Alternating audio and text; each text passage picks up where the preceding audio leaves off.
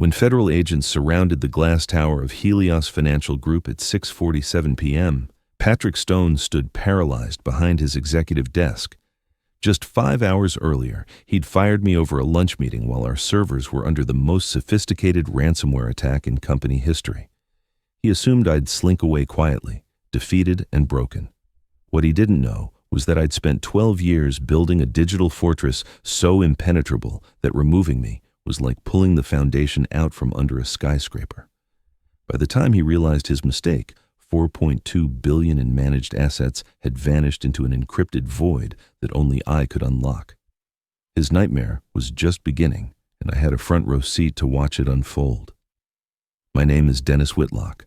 For 12 years, I served as the Chief Information Security Officer at Helios Financial Group, one of the largest wealth management firms on the Eastern Seaboard. At 36, I dedicated my entire professional career to protecting their digital infrastructure. The pay was excellent, but the cost was everything else. My marriage to Lisa ended after 3 years because I was never home. My best friend from college stopped calling after I missed his wedding to handle a server migration. Even my mother learned to expect my absence at holidays. That Tuesday morning started like any other crisis. At 5:23 a.m., my phone screamed with emergency alerts. A ransomware attack was spreading through our auxiliary servers like wildfire. I was in my car within 10 minutes, racing toward downtown while my team assembled remotely. By 6:15, I was in the operations center, watching lines of malicious code try to breach our primary defenses. The attack was sophisticated, elegantly designed, and terrifyingly precise. Someone had studied our infrastructure for months, maybe years. My fingers moved across 4 monitors simultaneously, isolating compromised segments and activating containment protocols. The operations center hummed with tension as my 8-person team worked in synchronized silence. "Backup servers are holding," called out Wesley, my lead network engineer. His voice carried the strain of someone who'd been awake as long as I had. "Keep them isolated," I responded, my eyes never leaving the cascade of incoming threat vectors. "This isn't random. They're probing for something specific." By 10:30 a.m., we'd contained the worst of it. The ransomware had encrypted some peripheral systems, but nothing critical. The attackers were still in our network, though, lurking in the shadows, waiting for an opportunity. I could feel them watching, adapting their strategy based on our responses. That's when my assistant, Angela, knocked on the operations center door. "Dennis, Mr. Stone wants to see you," he said immediately. I glanced at the screens. "Tell him we're in the middle of a crisis." "He knows," he said immediately. Something in her tone made me look up. Angela had been with the company longer than I had. She understood the hierarchy and when to push back on executive demands. The fact that she wasn't pushing back now sent a chill down my spine. "Wesley, you have command," I said, standing and stretching muscles that had been locked in position for hours. "Do not let them anywhere near the primary vault." The executive floor felt like a different world from the operations center. Here, everything was polished mahogany and floor-to-ceiling windows overlooking the harbor. I'd been up here exactly 4 times in 12 years, each time to brief the board on security matters they barely understood. Patrick Stone's corner office was a monument to excess. The man himself sat behind a desk that probably cost more than my annual salary, his silver hair perfectly styled, his suit custom-tailored to hide the softness that came from too many expense account lunches. "Dennis, sit." He didn't look up from his phone. I remained standing. "We're managing an active breach, Patrick. Whatever this is." I said sit. His voice carried that particular edge of authority that men like him cultivated their entire careers. I sat, but every nerve in my body screamed to get back to the operations center. He finally looked at me, and I saw something in his expression that made my blood run cold. Satisfaction. In the middle of the worst security crisis we'd ever faced, Patrick Stone looked satisfied. "I'm going to make this quick," he said, setting his phone down with deliberate care. "Your services are no longer required. We're restructuring the IT department, bringing in fresh perspective. You're terminated, effective immediately." The words hung in the air like smoke. I stared at him, certain I'd misheard. We're under attack right now, this minute. If I walk out, Robert will handle it." He gestured to someone behind me. I turned to see Robert Crane, Patrick's golf buddy and the former CTO of a mid-sized insurance company that had folded after a data breach. The man knew just enough about technology to be dangerous and just enough about politics to survive in environments like this. "Robert hasn't worked in active security in 8 years, I said, fighting to keep my voice level. "He doesn't know our systems. He doesn't have clearance to access the vault protocols."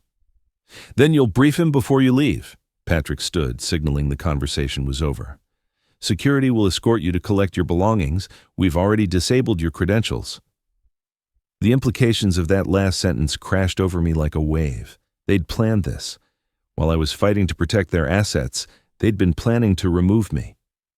"Patrick, listen to me very carefully. The Genesis protocol—" "I don't need a lecture on protocols," he cut me off. "We've reviewed your documentation. Robert assures me the transition will be seamless." Robert stepped forward, extending his hand with a smile that didn't reach his eyes. "No hard feelings, Dennis. Business is business." I ignored his hand, turning back to Patrick. "The Genesis protocol requires biometric confirmation from the CISO for any administrative changes during a Level 3 event or higher. We're currently at Level 4. If my credentials are deactivated without proper handoff procedures—" "Enough." Patrick's voice cracked like a whip. "You're no longer employed here. Your opinions are irrelevant. Security." 2 guards appeared in the doorway.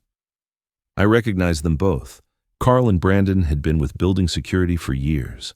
The shame in their eyes told me they knew exactly how wrong this was. "Gentlemen, please escort Mr. Whitlock to his office and then off the premises."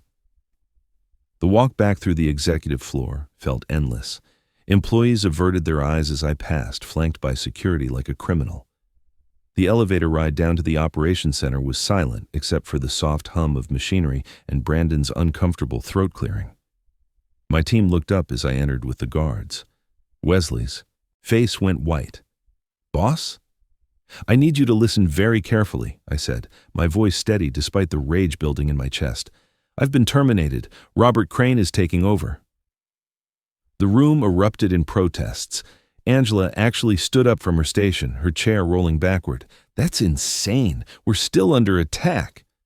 "I know." I moved to my primary workstation, the guards shadowing me. "Wesley, document everything, every action Robert takes, every command he enters, every decision he makes, everything." Wesley nodded, understanding immediately. "The Genesis protocol? We'll activate automatically if proper procedures aren't followed." I began logging out of my systems, each disconnection like cutting a tether. "I've sent you all encrypted documentation. You'll know what to do." Carl touched my elbow gently. "We need to move this along." My office was a shrine to a life I'd barely lived. Commendations on the wall for crises averted. A photo of my ex-wife that I'd never bothered to remove. A coffee mug from a security conference in Las Vegas. I packed it all into a box that felt impossibly light for 12 years of sacrifice. As the guards escorted me through the lobby, I saw Robert Crane entering the operations center, his confident stride a stark contrast to the worried faces of my team. He had no idea what he was walking into. None of them did. The midday sun was blinding after hours in the climate-controlled operations center. I stood on the sidewalk, still holding my box as the world continued its normal Tuesday rhythm around me. Lunch crowds filled the nearby restaurants, taxis honked at jaywalkers, a street musician played saxophone for spare change. My phone buzzed in my pocket. I set the box down and pulled it out to find 17 missed calls from my team and a text from Wesley. "Systems already degrading. Robert locked us out of primary controls. What do we do?" I typed back, "Follow protocol. Document everything. The Genesis will handle the rest." 3 months ago, after a particularly nasty scare involving Russian hackers, I had implemented what I called the Genesis protocol. It was my masterpiece, a self-contained security system that operated independently of the main infrastructure. The concept was simple but elegant. If the CISO's biometric signature was removed from the system during an active security event without proper authorization, Genesis would interpret it as a hostile action, kidnapping, coercion, or death. The protocol would then activate a cascading lockdown sequence. First, it would seal all access to the primary vault where we stored $4.2 billion in client assets. Then, it would begin encrypting secondary systems. Finally, if not countermanded within 6 hours by the CISO's biometric confirmation, it would notify federal authorities of a potential security breach and provide them with complete access logs. I'd warned Patrick about it, sent him 3 separate memos, even presented it to the board during a Tabiyat quarterly review. His response had been a dismissive wave and a comment about technical minutia. Now, standing on the sidewalk with my career in a cardboard box, I realized that my warnings hadn't been ignored. They'd been irrelevant to a man who saw technology as magic, performed by interchangeable wizards. I walked to a coffee shop 2 blocks away and found a corner table. My phone continued to buzz with messages, but I left it face down on the table. Let them panic. Let Robert Crane try to explain to Patrick why the systems were shutting down. Let them feel the first cold touch of consequences. The coffee was terrible, but I drank it anyway, watching the clock on my phone. Genesis had activated at 12:47 p.m. when my credentials were forcibly revoked during an active Level 4 event. That gave them until 6:47 p.m. before federal notifications began. At 1:30, my phone rang with Patrick's personal number. I let it go to voicemail. At 1:45, it was Robert. Voicemail. At 2, the company's head of legal called. Also, voicemail. By 2:30, I had 43 missed calls and 67 text messages ranging from threatening to pleading. I ordered another terrible coffee and opened my laptop, accessing a secure connection that let me monitor the Genesis protocol's progress without actually interfacing with it. The system was performing beautifully. Primary vault, sealed, secondary systems, encrypted, access logs, compiled and ready for transmission, all of it automated, all of it documented, all of it completely irreversible without my biometric signature. At 3:15, Wesley managed to reach me through a personal encrypted channel we'd set up years ago for emergencies. Dennis, it's chaos here. Robert tried to force access to the vault and triggered additional lockdowns. Patrick is losing his mind. He's threatening to sue everyone. What do you need from us? Keep documenting, I said calmly. Make sure every decision, every override attempt, every threat is recorded. When this is over, you'll all need that documentation. When this is over? Wesley's voice cracked. How does this end?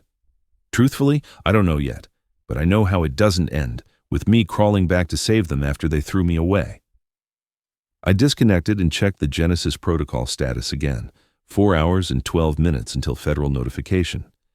Inside Helios Financial Group's headquarters, I imagined the scene.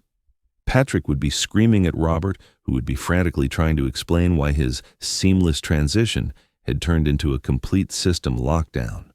The legal team would be reviewing employment contracts, looking for any clause that could force me to help. The board would be assembling for an emergency meeting, and none of it mattered. The Genesis protocol didn't care about corporate politics or legal threats. It cared about one thing, confirming that the CISO was not under duress and that the security event was under control. Without my biometrics, signature, fingerprint, retinal scan, and voice authorization, the system would continue its inexorable march toward federal involvement. At 4:00, a news alert popped up on my phone. Helios Financial Group experiencing technical difficulties, client access temporarily limited. The PR department was already spinning it. I wondered how long they could maintain the fiction. At 5, my phone rang with a number I didn't recognize. Against my better judgment, I answered. Dennis Whitlock? A woman's voice, professional and clipped. Speaking. This is Agent Caroline Foster with the FBI's Financial Crimes Division.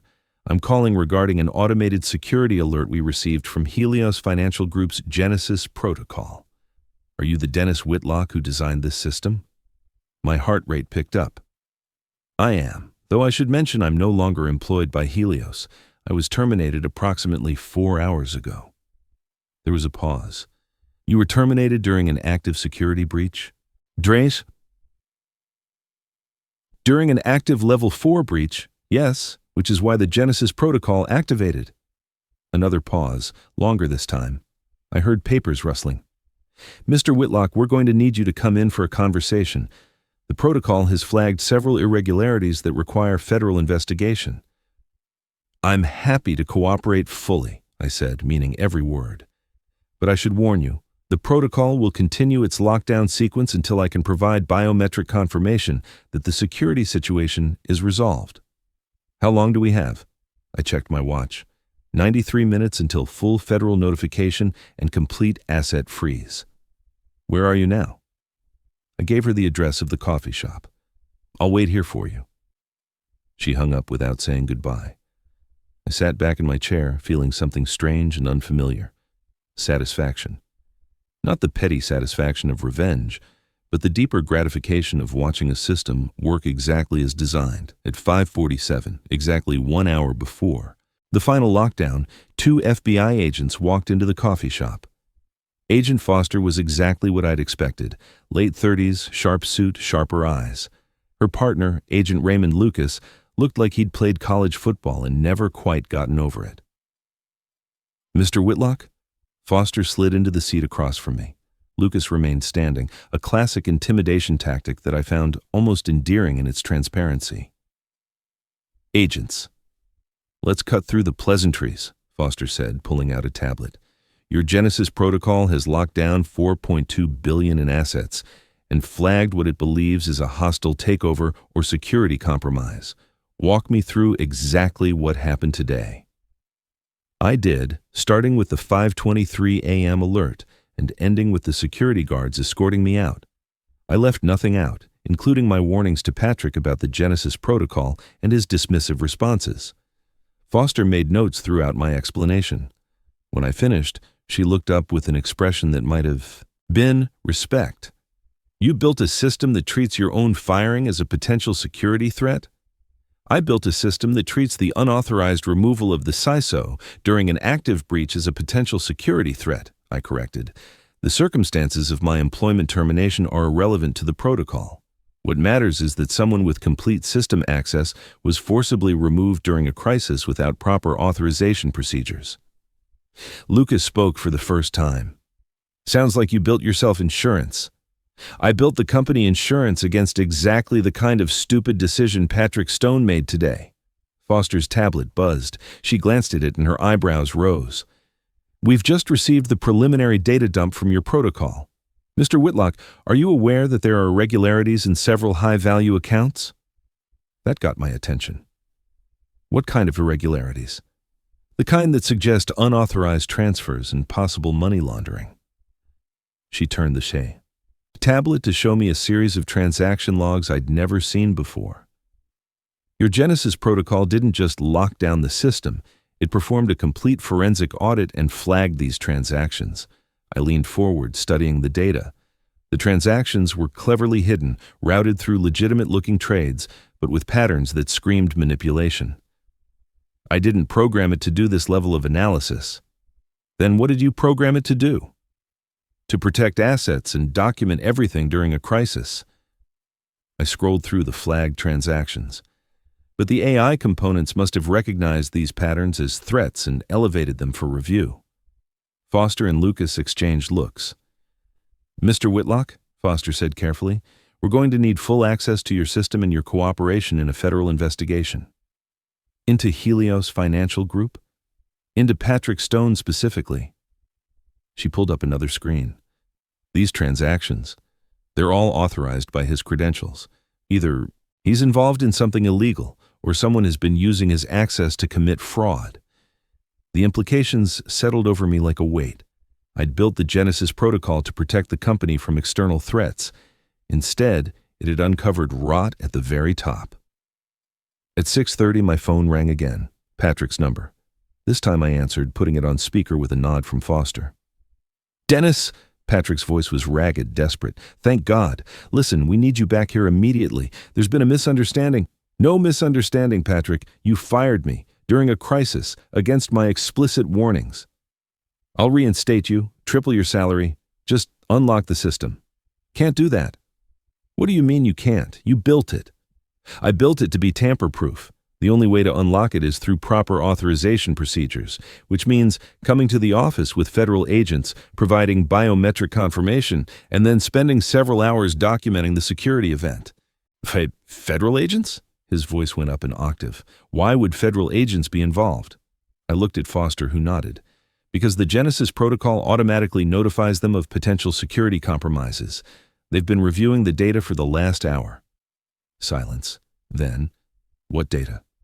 All of it, Patrick. Every transaction, every access log, every authorization you've made in the last 3 years. The silence stretched so long I thought he'd hung up. When he spoke again, his voice was barely a whisper. Dennis, we can work this out. Name your price. I don't have a price. I have a protocol that's doing exactly what I designed it to do. I hung up and looked at Foster. How long until you execute warrants? We already have them. She stood, Lucas following her lead. Mr. Whitlock, we're going to need you to accompany us to Helios Financial Group. It's time to unlock your system and see exactly what Patrick Stone has been hiding. The FBI convoy pulled up to Helios Financial Group at 6:43 p.m., 4 minutes before the final lockdown. News crews had already assembled, drawn by rumors of federal activity. I watched from the back of Agent Foster's SUV as reporters jostled for position. How did the media find out so fast? I asked. They didn't find out from us, Foster said. My guess? Someone inside the company leaked it, hoping to pressure you into backing down. We entered through the executive entrance, bypassing the media circus. The lobby was eerily quiet for a Tuesday evening. Most employees had been sent home, leaving only essential personnel and, I assumed, very nervous executives. The operations center was exactly as chaotic as I'd expected. My team huddled around their stations while Robert Crane shouted into a phone. He fell silent when he saw the FBI agents, the phone slowly lowering from his ear. Where's Patrick Stone? Foster asked. His office. Robert looked at me with an expression somewhere between fury and relief. Dennis, thank God, we need you to... Mr. Crane, Foster interrupted, I'm going to need you to step away from that terminal. This is now a federal investigation. The color drained from Robert's face. Investigation into what? That's between us and Mr. Stone. We took the elevator to the executive floor. Patrick's assistant was gone, her desk abandoned mid-task. Through the glass walls of his office, I could see Patrick pacing, his phone pressed to his ear. He saw us approaching and froze mid-stride. Foster didn't bother knocking. She pushed open the door with Lucas right behind her. Patrick Stone, I'm on the phone with my lawyer. End the call. Foster's voice carried absolute authority. Patrick stared at her, then at me, then slowly lowered his phone. What is this? This is a federal investigation into financial irregularities at Helios Financial Group. Foster produced a warrant. We have authorization to seize all computers, phones, and documents related to your activities as CEO. This is Dennis's doing, Patrick pointed at me, his hand shaking. He's the one who locked down the system. Arrest him. Mr. Whitlock is cooperating with our investigation, Lucas said. You might want to consider doing the same. I stepped forward. Patrick, I need access to the executive terminal. The Genesis protocol requires biometric confirmation from this location to begin unlocking procedures. You want me to help you after what you've done? I didn't do anything, I said calmly. I built a security system that worked exactly as designed. You're the one who triggered it by making a catastrophically stupid decision. Foster cleared her throat. Mr. Stone, you can cooperate voluntarily, or we can do this the hard way. Either way, Mr. Whitlock is accessing that terminal. Patrick's shoulders sagged. He gestured weakly toward his computer. Fine. I sat at his desk, the leather chair still warm, and activated the terminal. The Genesis protocol interface appeared, its blue screen displaying the current system status.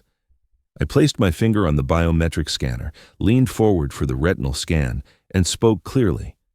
Dennis Whitlock, CISO, authorization code Omega 77 Delta. Confirm security event resolution and begin unlocking sequence. The screen flickered. Biometric confirmation accepted. Beginning system unlock. Estimated time, 47 minutes. Behind me, I heard Patrick exhale shakily. But Foster was already moving, her team of agents spreading throughout the office to begin collecting evidence. "What are you doing?" Patrick demanded. "Our job." Foster nodded to Lucas, who produced handcuffs. "Patrick Stone, you're under arrest for wire fraud, money laundering, and conspiracy to commit securities fraud." The rest happened in a blur. Patrick's protests, the reading of rights, the perp walked through the building as employees watched in stunned silence. News cameras caught everything as federal agents led him out in handcuffs, his perfect hair finally disheveled, his expensive suit looking suddenly shabby under the harsh camera lights. I remained in the operations center, monitoring the Genesis Protocol's unlocking sequence while FBI forensic specialists imaged every server and drive. Wesley appeared at my elbow with a cup of coffee. "Is it really over?" he asked quietly. "The crisis? Yes? The fallout?" I shook my head. "That's just beginning." "What happens to us?" "You keep doing your jobs. The company will need a new CEO, new leadership, but the systems we built are sound. You helped prove that today." The unlock completed at 7:30 p.m. One by one, systems came back online. Client access restored, trading capabilities reactivated, the $4.2 billion that had been frozen in digital amber flowed freely again. Agent Foster found me as I was preparing to leave. "We'll need you to remain available for questioning." "I'm not going anywhere." "For what it's worth," she paused, "you did the right thing, the irregularities we found. Go back years. If you'd unlocked the system immediately, we might never have caught them. I didn't keep it locked to help you catch Patrick." "I know. You kept it locked because he didn't deserve your help after what he did. But sometimes, revenge and justice point in the same direction." I left Helios Financial Group at 8:15 p.m., 12 hours after arriving to fight a cyber attack, 7 hours after being fired, and 90 minutes after watching my former boss arrested by federal agents. The news crews had multiplied, but Foster's team created a corridor for me to reach my car. "Mr. Whitlock, how does it feel to bring down a corrupt CEO? Did you plan this? Will you return to Helios?" I ignored them all, climbed into my car, and drove away from the glass tower that had consumed 12 years of my life. 3 days later, I sat in a conference room at Helios Financial Group's headquarters. The emergency board meeting had assembled every director, along with federal prosecutors, FBI, agents, and enough lawyers to fill a small law school. The interim chairwoman, Elizabeth Carr, addressed the room. "Mr. Whitlock, the board has reviewed the events of Tuesday. We owe you an apology and considerably more than that." "I don't need an apology," I said. "I need assurance that this company understands what happened and why." "We do." She slid a document across the table. "We're offering you the position of Chief Security Officer with a seat on the board, a 5-year contract, and complete authority over all security protocols and personnel decisions." I read through the contract. The salary was triple what Patrick had paid me. The terms gave me veto power over any security-related decision. The position would report directly to the board, not the CEO. "There's something else," Elizabeth continued. "We're establishing new protocols for executive terminations during security events. No CISO can be removed without unanimous board approval and proper transition procedures." "Make it any security personnel," I countered, "not just the CISO." She nodded. "Agreed." I signed the contract while federal prosecutors looked on approvingly. Agent Foster actually smiled, a rare expression on her usually stern face. "One question," I said as the meeting concluded. "What happens to Robert Crane?" "Terminated this morning," Elizabeth replied. "We've also launched an internal investigation into how Patrick circumvented our oversight for so long." 6 months later, I stood in my new office overlooking the harbor. The space was smaller than Patrick's had been, but infinitely more satisfying. On my wall hung a framed commendation from the FBI for assistance in their investigation. Next to it, a photo of my team celebrating after we'd been named the industry's top security division. Patrick Stone was awaiting trial on 17 counts of fraud and money laundering.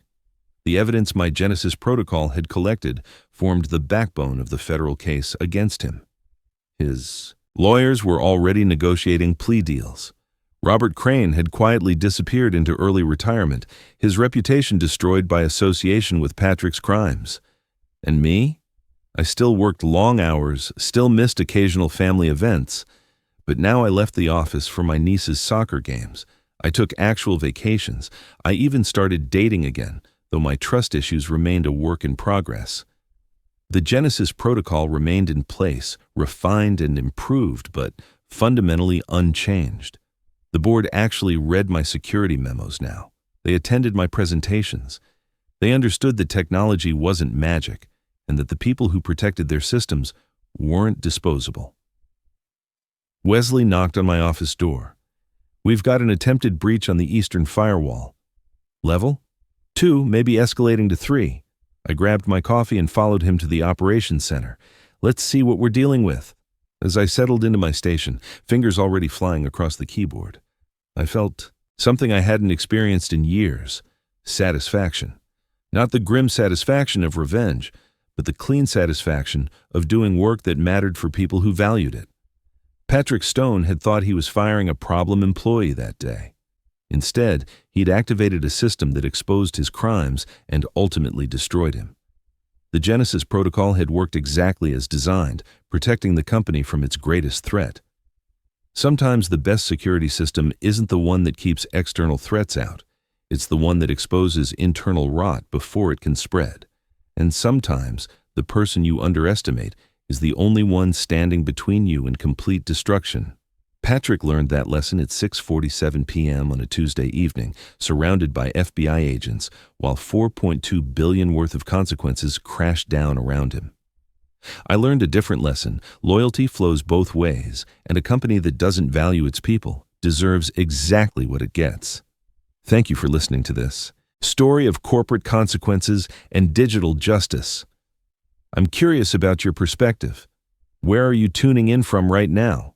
Drop a comment below and share your location. Whether you're listening during your commute, working late at the office, or relaxing at home, I'd love to connect with you. Don't forget to subscribe for more stories like this, and tell me what you would have done in Dennis's position. Would you have unlocked the system earlier, or would you have let the full consequences play out? Share your thoughts in the comments below.